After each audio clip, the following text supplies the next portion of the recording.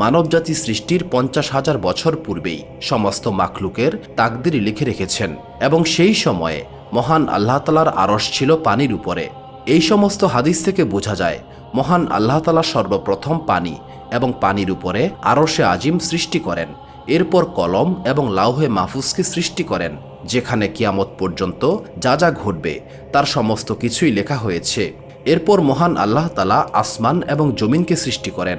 প্রিয় দর্শক, হযরত আবু হুরায়রা রাদিয়াল্লাহু তাআলা আনহু বর্ণনা করেন, রাসূলুল্লাহ সাল্লাল্লাহু আলাইহি সাল্লাম আমার হাত ধরে বললেন, মহান আল্লাহ তাআলা মাটি সৃষ্টি করেছেন শনিবারে, পাহাড় রোববারে, বৃক্ষরাজি সোমবারে, খারাপ জিনিসগুলো মঙ্গলবারে, আলো বুধবারে, গাছপালা বৃহস্পতিবারে, জীবজন্তু এবং হযরত আদম আলাইহিসসালামকে সৃষ্টি করেছেন শুক্রবার আসরের নামাজের পর।